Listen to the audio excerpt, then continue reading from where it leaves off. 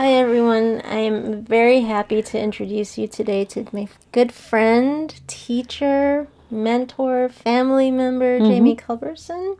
She is just an absolute wealth of knowledge and healing, and I've experienced that personally and seen it on display with Jamee with many others over the years. So Jamee is a teacher of the Alexander technique. She is a Qigong and Tai Chi teacher. She teaches and practices various healing arts and healing modalities. And she teaches in institutes of higher education, as well as international retreats, international classes, online classes. She's kind of got so much going on, impacting the world in such a positive way. And she's the owner of Way of the Arrow Media. Is that the correct name? Yeah. Okay. Yeah. So I'm happy to introduce Jamee and her work to you. Let's jump in. Thank you, Sophia. Folks may not know this, but you really helped to create Thunder and Calm. And when we started discussing these videos, we had similar visions for bringing teachings in from different types of healers and teachers. But you also are one of those healers and teachers. What does healing mean to you? That's a great question. Healing is different than curing. Healing can happen in any moment, and it could be a 2% healing, can be complete healing. I think it has to do with a resolution, where all of a sudden there's some neutrality. It's a transformation. It means change. And it can happen on different levels in the body. Physical healing, emotional healing, mental healing equaling mental clarity and insight, spiritual healing. Healing can be thought of that which happens to you, or which is the means in which healing gets brought or conveyed. Spiritual healing might be sending energy and light to someone from a divine source, and you're a vessel for that. Healing has to do with changing the conditions that create the symptoms. Yeah. And that's where I go. I'll help to change conditions so certain symptoms don't have a reason to be there. Some people may feel that they have no recourse but to treat symptoms, but you're talking about going one level below that, not just the pain in the shoulder or the tension headache, but going deeper. Yeah, I think that's more complete healing. I don't have any issue with working on just resolving or at least lessening a little pain in the shoulder, for instance. Helping the symptoms to calm or move away is really great. But unless you change the conditions that bring about those symptoms, they're likely to return. Yep. So that's where I go. And in a healing modality, but certainly in a teaching modality, because you can just bring insight to someone, and if it feels right, if it rings true to them, they will change. I don't have to put hands on. I could just be back here, and through the conversation, if there's a little link that goes, yeah, that's true for me, then little healing happens for that person. You can see it right in front of you. Yep, I've experienced that with you. Yeah, that's great. Cool. You and I had a conversation earlier today, and we were talking about energy moving through the body and healing, and then you got into some of the more kind of physiological aspects of the photons and what that energy really is if you were to look at it from a biological perspective.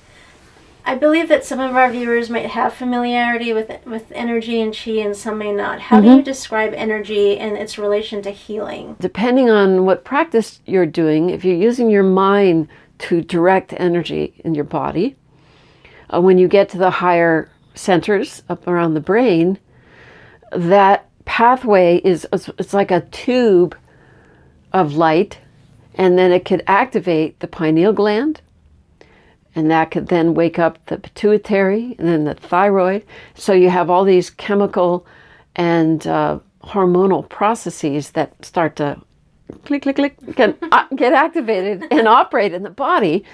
And it's the more you practice, the light gets brighter by practicing. So when you refine it, then there's a higher frequency, a higher beam, and your body goes into a different state, even while you're awake. Certain elements of healing, if you think about it in terms of frequency or tone, there's low vibes, there's low frequencies, and there's high frequency. If you're in a higher frequency state, the lower frequency can't stay there, doesn't get it. There's not a match. There's no coherence. So that falls away.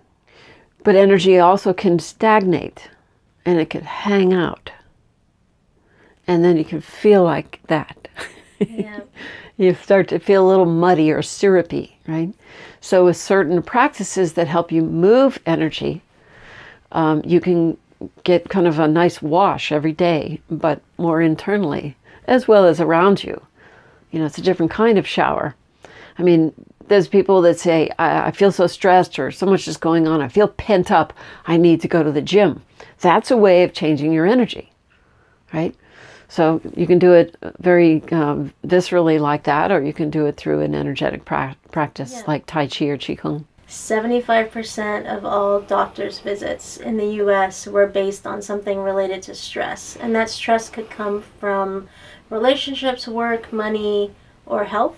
Everybody has stress, but we can learn to respond to stress instead of letting it run our lives.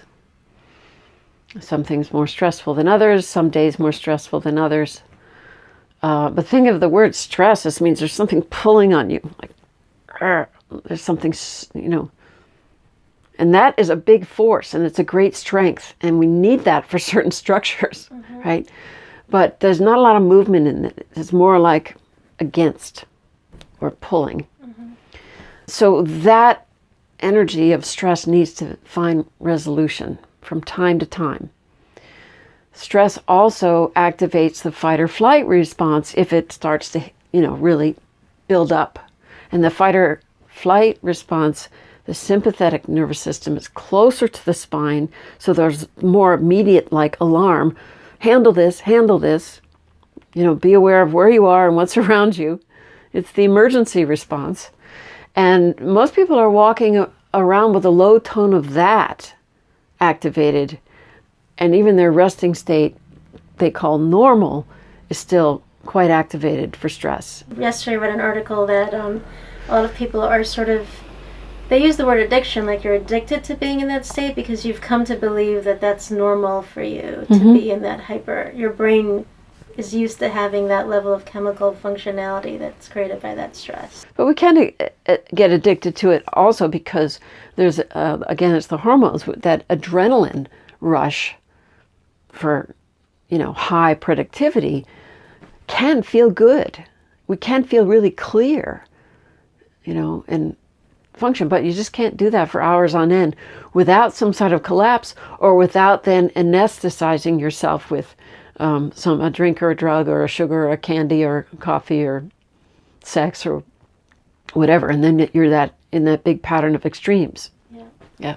It's tied to productivity for some people. Like, I'm not getting anything done or not producing anything unless I'm in that high, go for it state, but it's going to have its peak, and then if it's extreme, then there's going to be collapse afterwards.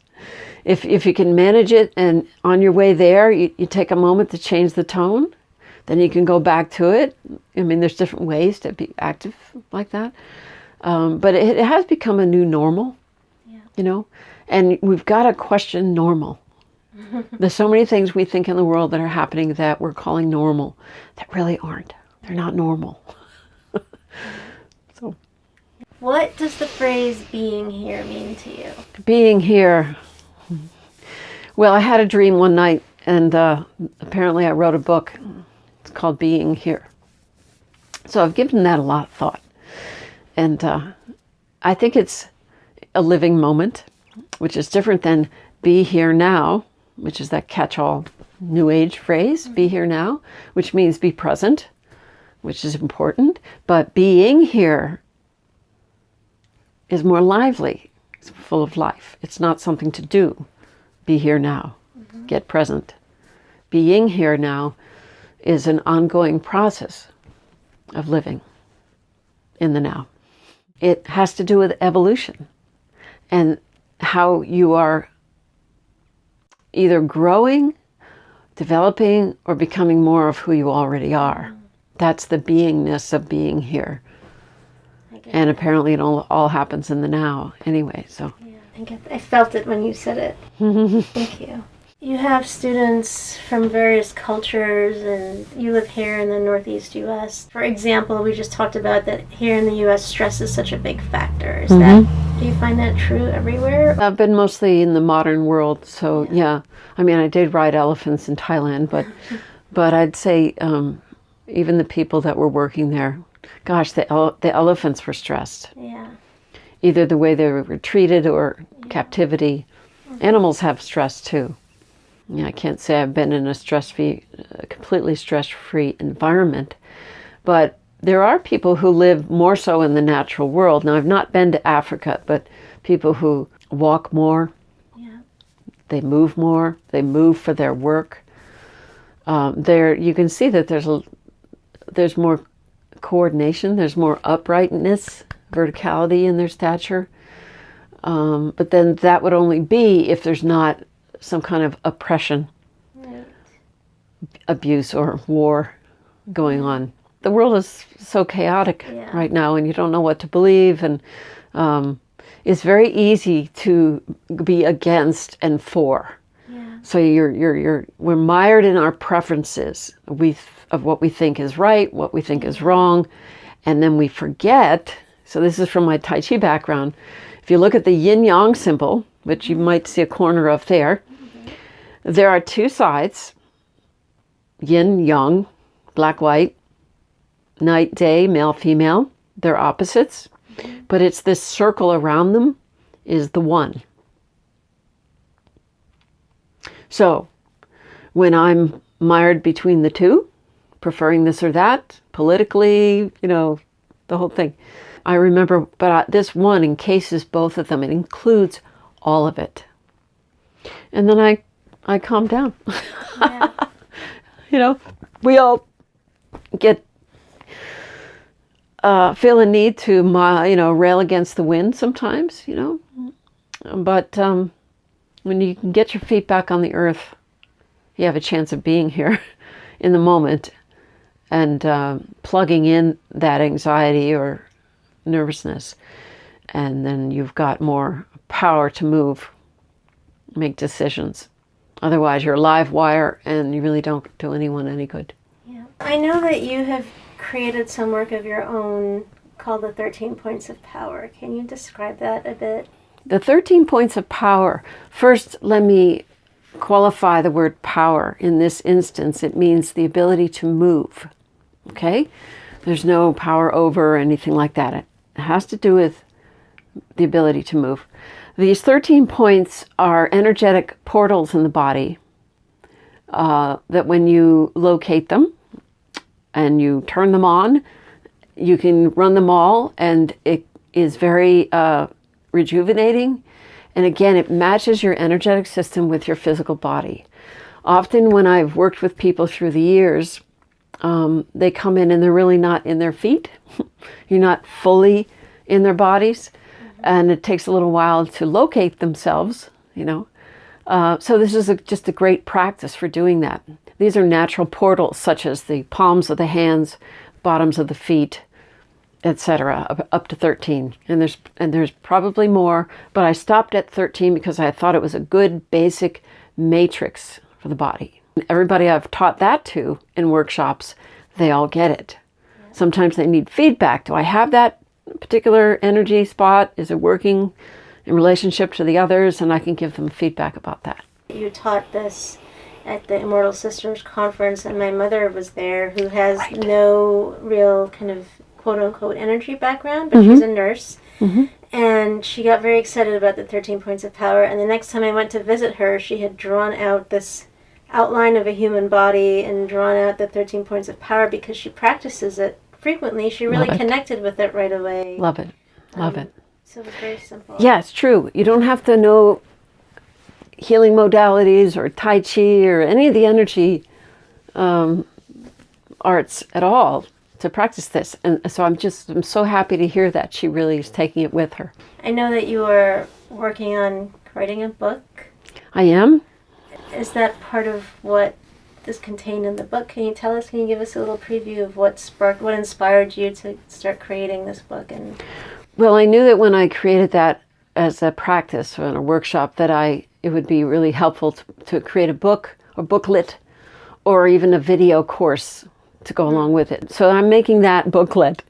The overall book that I'm writing has to do with kind of the parallel path I walked with the Chinese healing arts and the Alexander technique and the insights that I had along the way myself, and perhaps insights, experiences that were transformative for some of my students, and the parallels between some of the principles of the Alexander technique and Tai Chi principles.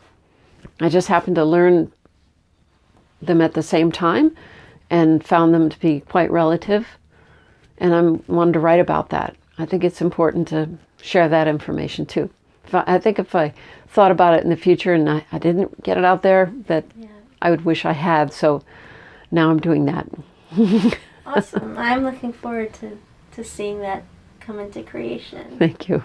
And I know you lead a sequence of groups that you call the 100-Day Practice that is primarily kind of located on Facebook, but it's comprised of all sorts of people who have something that they're trying to really implement as a practice or refine or become, I'll say, more disciplined about, but maybe it's something they've been wanting to do but haven't had quite the oomph to get themselves there, and joining this group has helped them. And I know some of them are writers and some are martial artists and various things people are practicing.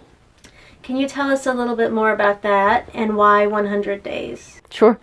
Yeah, we're just finishing up the 6th round of a 100-day practice. We're on day 94 for this round. And I've actually decided to use writing as my practice this particular 100 days so I can get going on that book. But originally, the 100-day practice is derived from a martial arts practice. And I did some research and some reading, and it may have started with meditation. In particular, one article I read had to do with the microcosmic orbit meditation, which runs energy through the 2 major acupuncture meridians in the body. And it starts and ends in the lower dantian, so that by practicing that for 100 days, you're actually forming your own pill, your own medicine in this medicine cabinet. And once it's formed, it's your essence. It's available to you forever. So that was an interesting story. The original concept of it was to practice every day for 100 days, very strict discipline, to the point where if you're on day 83 and day 84, you didn't practice. Sorry. Day 1, all over again, right? So, and there's great value in doing it that way. I decided to be a little more lenient with this group. Although some people are taking it really seriously and practicing every day, no matter what, with that same ethos. But, and originally I wanted to open it up to martial artists and meditators, that kind of thing. A lot in my circle of people. But then I realized, some people want to work on artwork. Some people want to learn a language. And so I opened it up to anybody to join us. Because it's just very supportive to have a group. We're meeting on Facebook because that's a very popular social media place where most people are there, and we meet in a private group so we can talk to each other. Every now and then we'll have a video conference. How's everybody doing? Touch base like that. And people are posting their process, their ups and downs with it, photographs, etc. It's really fun if you make it fun, if you engage. Some people are not engaging so much, but they might send me an email. I'm still in here. I'm doing it. But overall, people accomplish a lot. They also meet themselves in their resistance of actually doing what they said they wanted to do, because 100 days is a long time. It's a long commitment. Seasons change over that time frame. Life events happen, big ones. And there you are, having to do your practice still. But in fact, some people are finding it incredibly grounding, or at least when something chaotic or stressful is happening, at least I've got that. This is my space. I'm doing it for myself. Boom. And these are people all over the world, right? They're not just... Yeah, that's right. Yeah. There's people I don't know. I've never met them before, but they heard about it. And there's some colleagues and friends that I know. And some people have done it every single time with me.